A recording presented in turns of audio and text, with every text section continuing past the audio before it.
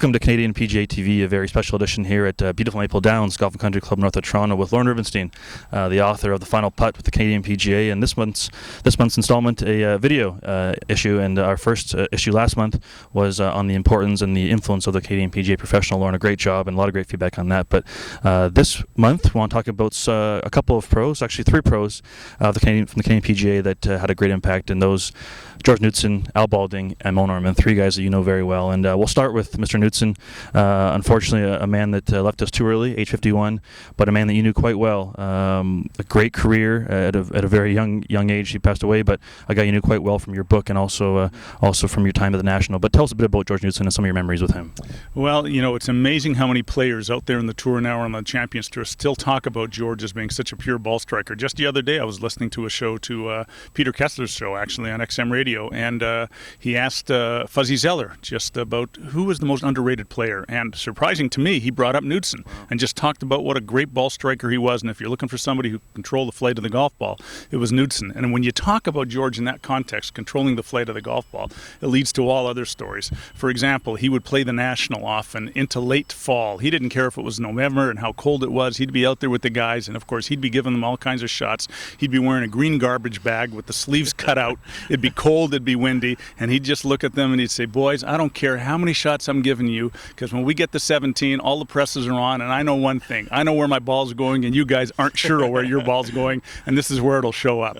And that was Knudson. Another favorite story of mine about George, and I could go on and on about him, of course, is he was playing a tournament early on in his career. I believe it was called the Cajun Classic down in Louisiana, and he was playing with Arnold Palmer and Billy Casper. And the first hole, after your tee shot, it kind of drops off, and you couldn't see where the ball went. It was a par 5, I believe. Anyway, they all hit their tee shots out there. You know, Arnie with his, slash at it, but the ball goes down the middle. Casper, which is kind of lope and hook and wristy swing. And George, which is with his Hogan-like swing and just nails it down the middle. And you can't really tell who's the furthest, right? Anyway, you get over the hill and you see three golf balls out there, and each about 15 yards apart. Well, George didn't even look at the first two golf balls. He just walked with his eyes straight ahead to the third golf ball and stood there and looked back at Casper and Palmer, because he knew he'd pured it from the sound of the other shots. He knew that his was best, and he walked down there and he was 30 yards ahead of one and 15 yards ahead of the other. Now, Lorne, a man who won 5 CPA championships, 8 times on the PGA Tour.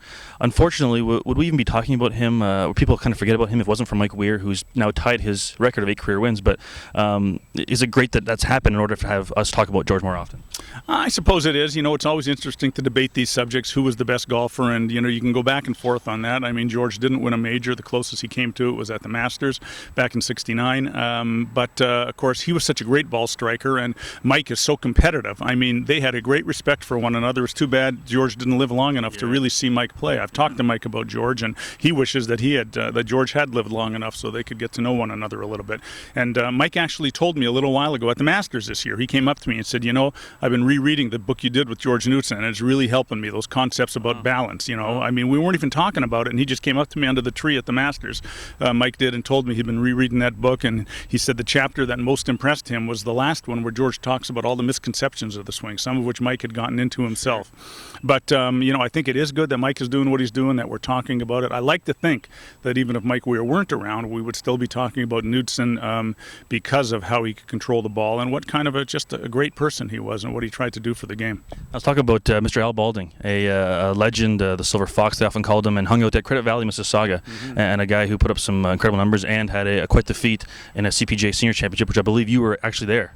370s. Isn't that amazing? I mean, 76 years old, he goes out and pours in 3 little 70s to win the Canadian PGA Seniors in 2000. And I think he was 76 years old then. Yeah. So, I mean, that just shows you what he could do with the golf ball. And he had kind of a willowy-like swing, like a Tom Weiskopf. I played with Al at the Masters once, and not at the Masters, at the National, of course. I played with Al. And I remember him just giving me instruction all the way around and telling me just to think about humming through the golf swing, just hum through the golf swing. Another interesting thing he said about the golf swing was that he felt that the golf swing should not begin from a static position. He felt you should always be moving, and something should be happening in your legs down below. He wasn't so sure that happens with a lot of modern players who start from a kind of a standing start.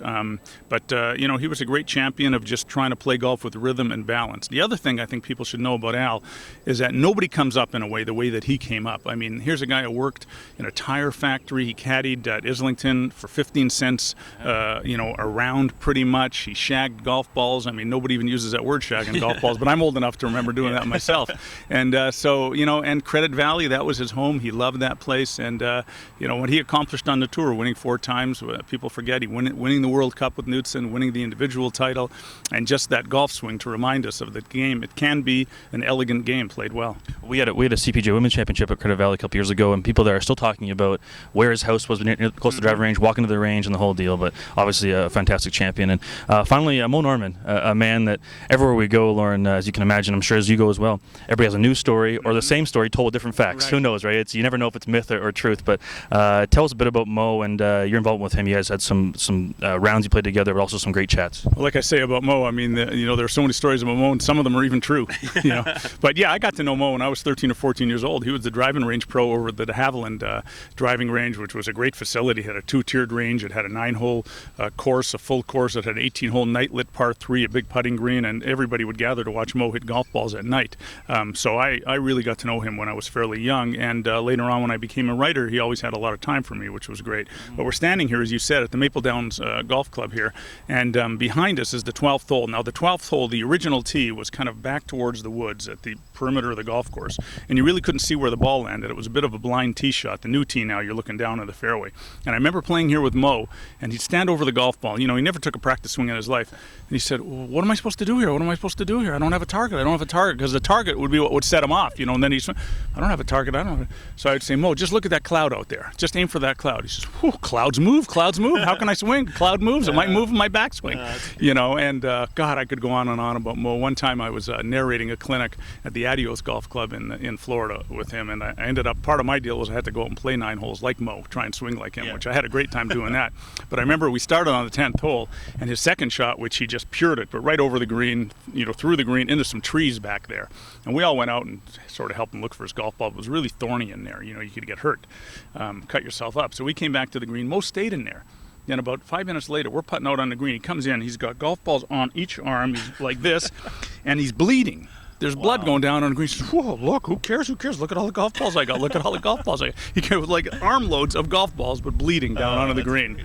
But he was a wonderful guy. I mean, people used to laugh at Moe and criticize him and make fun of him and mock him, and I always felt that just wasn't right, because you couldn't have found a more kind-hearted person with kids, and he was shy and insecure, but he was really a legend in the game. And wherever you go in golf, as you know, Jeff, around the world, people know the name Moe Norman even before they know the names of some of the other top Canadian golfers. Yeah.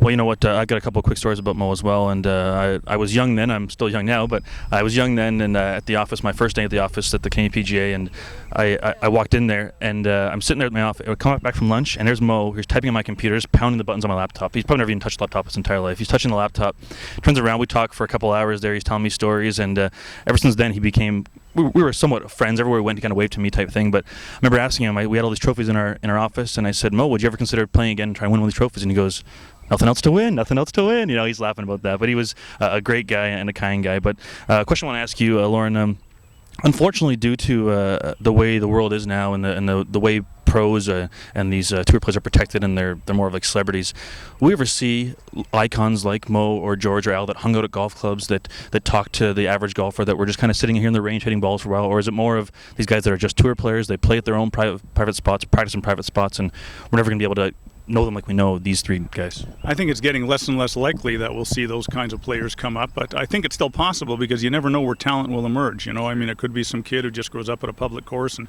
gets onto the game and likes it and just kind of retains that sort of open personality. I hope that'll happen, but it is a little less likely because they all come through really top-notch high school systems, never mind college systems, and more young players are going to turn pro even before they finish college. I remember Peter McEvoy, a former Walker Cup captain, telling me he used to hope to get 2 Walker Cup appearances out of a top player. He says now you're lucky to get 1, because after they're done maybe a year or 2 of college, they want to turn pro, and we're seeing that more and more. So, but golf is an individual game, and I think there are still colorful characters out there, and I just hope they won't get so involved in all the media training, for example, that the PGA Tour gives them, that they'll feel that they have to stifle their personality, because one place they can't hide their personality is on the golf course. And so that's why at least we can get out there and watch them, and then we'll see what happens when they react out there. Now, final question for you, Lorne. You wrote an article this week on one of our Canadian PGA professionals from out west in Alberta who had an unbelievable score of 25 on the back nine in an Alberta Open Championship. And you're always amazed by stories that you hear, and sometimes it takes a while to hear stories like this. But tell us a bit about how you felt when you saw that score. Well, at first I really thought I was misreading it. I looked at that scorecard and I saw, I mean, that's less than 3 a hole. 25 for 9 holes. That's like mini putt, I mean, when I shoot that on mini putt, I'm happy. So I thought, well, can this be right? 25 when I first heard it. And then I looked it up, and you go on the internet and you're looking around and say, yeah, that's right, 7 birdies and 2 eagles. And he did it.